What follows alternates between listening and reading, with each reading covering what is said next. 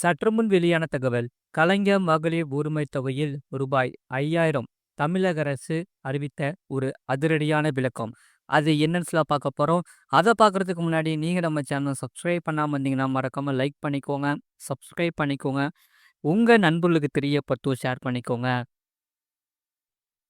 தமிழ்நாட்டில் செயல்படுத்தப்பட்டு வரும் கலைஞர் மகளிர் உரிமை தொகை திட்டத்தில் பிப்ரவரி 13ஆம் தேதி 1.31 கோடி பெண்களுக்கு 1000 ரூபாய் திடீரென வரவு வைத்தது தமிழ்நாடு அரசு.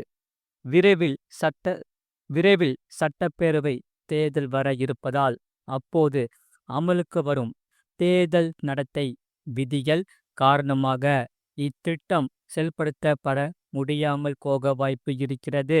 தேர்தல் ஆணையம் இத்திட்டத்திற்கு தடை விதிக்கும் என்பதை கருத்தில் கொண்டு தமிழ்நாடு அரசு முன்கூட்டியே பிப்ரவரி, மார்ச் மற்றும் ஏப்ரல் மாதங்களுக்கான கலைஞர் மகளிர் உரிமை தொகை 3000 ரூபாயும், மே மாதம் சிறப்பு ஊக்கத்தொகையாக 2000 ரூபாயும் வரவு வைத்து விட்டது.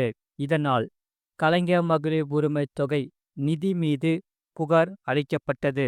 அதாவது இது பொதுமக்கள் மத்தியில் ஏகப்பட்ட வரவேற்பு பெற்ற நிலையில் இத்திட்டத்திற்கு ஒதுக்கப்பட்ட நிதி குறித்து திடீரென கேள்வி எழுப்பப்பட்டது.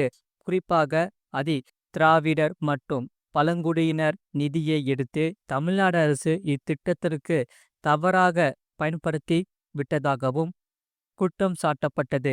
இதற்கு தமிழ்நாடு அரசு அதிகாரப்பூர்வமாக விளக்கமளித்துள்ளது. கலைஞர் மகளிர் உரிமை தொகை திட்டத்திற்காக ஆதி திராவிடர் மற்றும் பழங்குடியினர் நல நிதி மாற்றி பயன்படுத்தப்பட்டதாக கூறப்படும் குற்றச்சாட்டு முழுமையாக ஆதாரமற்றது என தெரிவித்துள்ளது. தமிழ்நாடு அரசு அதிகாரப்பூர்வமாக விளக்கம் அளித்துவிட்டது. அதாவது தமிழ்நாடு அரசு வெளியிட்டிருக்கும் அதிகாரப்பூர்வ செய்திக்குறிப்பில் தெரிவிக்கப்பட்டுள்ளதாவது, சில ஊடகங்களில் ஆதி திராவிடர் மற்றும் பழங்குடியினர் நலத்திற்காக ஒதுக்கப்பட்ட நிதி கலைஞர் மகளிர் உரிமை தொகை திட்டத்திற்கு கீழ் ரூபாய் 5000 வழங்குவதற்காக மாற்றி பயன்படுத்தப்பட்டதாக கூறப்பட்டுள்ளது. இந்த குற்றச்சாட்டு முற்றிலும் தவறானதும் ஆதாரமற்றதும் ஆகும் என்பதை அரசு தெளிவுபடுத்துகிறது. ஆதி திராவிடர் மற்றும் பழங்குடியினர் நலத்திட்ட நிதியா? முதலில் ஆதி திராவிடர் மற்றும் பழங்குடியினர் நலத்திட்டங்களுக்கு ஒதுக்கப்பட்ட எந்த நிதியும் வேறு திட்டங்களுக்கு மாற்றி பயன்படுத்தப்படவில்லை. அரசின் வரவு செலவு திட்ட முறையின் படி ஒவ்வொரு திட்டத்திற்கும் ஒதுக்கப்படும் மொத்த நிதிக்குள் பொது, ஆதி திராவிடர், பழங்குடியினர் என தனித்தனி கணக்கு தலைப்புகள் குறிப்பிடப்படுகிறது. இந்த நடைமுறை கலைஞர் மகளிர் உரிமை தொகை திட்டம் உட்பட தமிழ் புதல்வன் திட்டம், புதுமை பெண் திட்டம், டாக்டர் முத்துலட்சுமி ரெட்டி மகப்பேறு நலத்திட்டம் போன்ற அனைத்து தனிநபர் பயனாளி சார்ந்த திட்டங்களிலும் பின்பற்றப்படுகிறது. அடுத்ததாவது எந்த அடிப்படையில் நிதி ஒதுக்கப்பட்டது என்று இங்கே பார்ப்போம். ஆதி திராவிடர் மற்றும் பழங்குடியினர் தலைப்பின் கீழ் ஒதுக்கப்படும் நிதி அந்த சமூக பயனாளிகளுக்காக மட்டுமே பயன்படுத்தப்பட வேண்டும். அந்த நிதியை வேறு சமூகங்களுக்கே அல்லது வேறு நோக்கங்களுக்கோ பயன்படுத்த முடியாது. இது அரசின் நிலையான நிதி ஒழுங்குமுறையின் ஒரு பகுதியாகும். இவ்வாறு கலைஞர் மகளிர் உரிமை தொகை திட்டத்திற்கும் ஆதி திராவிடர் மற்றும் பழங்குடியினர் பயனாளிகளுக்கு தனி தலைப்பின் கீழ் நிதி ஒதுக்கப்பட்டுள்ளது. இதனால் இது தவிர கலைஞர் மகளிர் உரிமை தொகை திட்டத்தின் கீழ் ரூபாய் 5000 வழங்குவதற்கான கூடுதல் செலவு இத்திட்டத்திற்கான தனி கூடுதல் நிதி ஒதுக்கீட்டின் மூலம் மேற்கொள்ளப்படுகிறது. ஏற்கனவே உள்ள ஆதி திராவிடர் பழங்குடியினர் திட்டங்களுக்கான நிதியில் இருந்து எடுக்கப்படவில்லை. எனவே நிதி மாற்றம் நடத்ததாக கூறுவது முற்றிலும் தவறானது.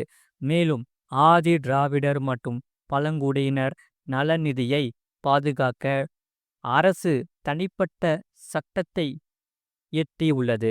அந்த சட்டத்தின்படி இந்த சமூகங்களுக்காக ஒதுக்கப்பட்ட நிதி அவர்களுக்காக மட்டுமே பயன்படுத்தப்பட வேண்டும் என்பது கட்டாயமாக்கப்பட்டுள்ளது. ஒரு நிதியாண்டில் பயன்படுத்தப்படாத தொகை இருந்தாலும் அது பொது நிதியாக மாறாது. அடுத்த நிதியாண்டில் அதே நோக்கத்திற்காக எடுத்து செல்லப்பட வேண்டும் என்ற சட்ட பாதுகாப்பு வழங்கப்பட்டுள்ளது. சரி, குற்றச்சாட்டுகள் ஆதாரமற்றவை. அதாவது இந்த கலைஞர் மகளிர் உரிமை தொகை திட்டத்திற்காக ஆதி திராவிடர் மற்றும் பழங்குடியினர் நல நிதி மாற்றி பயன்படுத்தப்படாத கூறப்படும் குற்றச்சாட்டு முழுமையாக ஆதாரமற்றது. ஆதி திராவிடர் மற்றும் பழங்குடியினர் சமூகங்களின் நலன் மற்றும் முன்னேற்றத்திற்கு அரசு உறுதியாக செயல்பட்டு வருகிறது.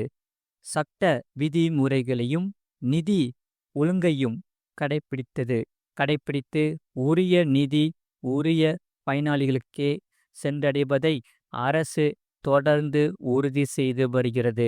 எனவே எந்த ஒரு திட்டத்திற்கும் ஆதி திராவிடர் மற்றும் பழங்குடியினர் பயனாளிகளுக்கான நிதி தலைப்பில் ஒதுக்கப்படும் நிதியை ஏற்கனவே உள்ள நலத்திட்டங்களில் இருந்து மாற்றி தவறாக கூறுவது முற்றிலும் தவறானதாகும் என தெரிவித்துள்ளது. மறக்காம நீங்கள் லைக் பண்ணிக்கோங்க, சப்ஸ்கிரைப் பண்ணிக்கோங்க.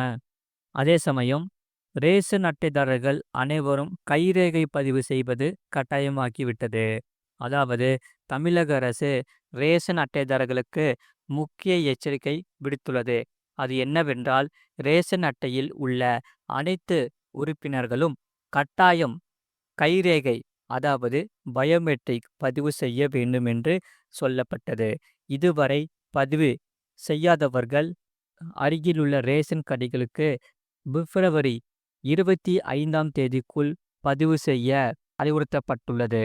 குறிப்பிட்ட காலத்திற்குள் பதிவு செய்யாதவர்களின் ரேஷன் அட்டை முடக்கப்படும் அபாயம் உள்ளதாக தெரிவிக்கப்பட்டுள்ளது. ஆகையால் உங்களுக்கு அருகிலுள்ள ரேஷன் கடைக்கு போய் சென்று நீங்கள் பயோமெட்ரிக் அப்டேட்டை நீங்கள் செய்து கொள்ளலாம்.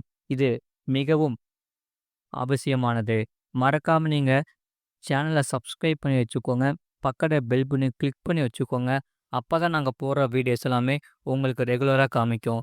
அதே சமயம் உங்களுக்கு வேறு என்னென்ன செய்திகள் தேவைப்படுதோ அதை நீங்கள் கமெண்ட் செக்ஷனில் கண்டிப்பாக நீங்கள் கமெண்ட் பண்ணுங்கள். அதை நாங்கள் பார்த்துட்டு கண்டிப்பாக நாங்கள் செய்திகளை போகிறோம். இந்த செய்தியை பற்றி நீங்கள் என்ன சொல்கிறீங்கிறத கமெண்ட் செக்ஷனில் கமெண்ட் பண்ணிக்கோங்க.